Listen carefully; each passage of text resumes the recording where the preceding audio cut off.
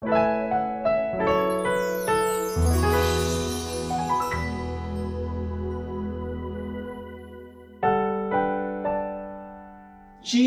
saves.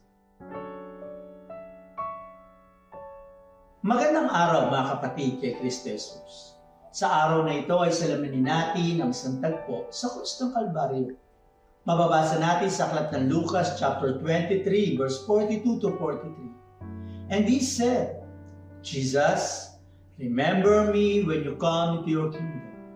And he said to him, truly I say to you, today you will be with me in paradise. Doon sa krus ay nakasama ni Jesus ang dalawang magnanakaw. Ang isa ay nanuya sa kanya at ang isa ay pinagtanggol siya. Aminado ang ikalawang magnanakaw na dahil sa kanyang kasalanan kaya siya nasa krus. At kung siya man ay mamatay, deserve niya yun.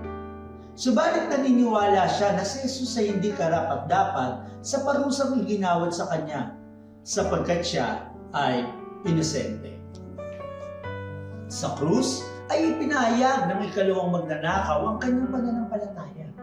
At sinabi, Jesus, alalahanin mo ako kapag ikaw ay nag-aaral. Sumagot si Jesus, ngayon din ay sasama kita sa paraiso. A dying criminal receive eternal life simply by turning to Jesus in faith.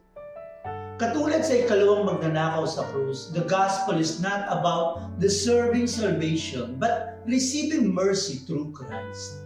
Sa krus ay ipinakita ni Jesus sa magnanakaw that even in his final moments, grace reached him. At ito ay sa kabila ng kanyang pagiging makasalanan.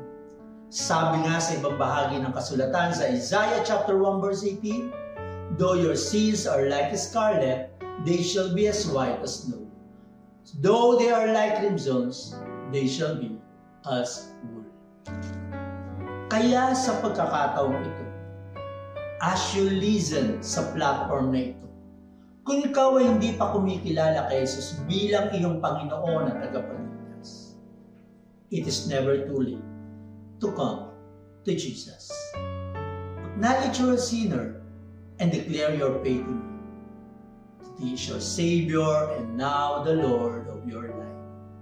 At sa iyong pagkilala kay Jesus, ikaw ay binabati ko at dalangin na magpatuloy sa pagkilala at pagsunod sa ating Panginoong Hesukristo.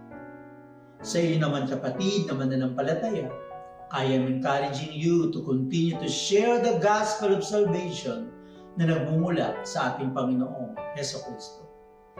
Truly, Jesus saves.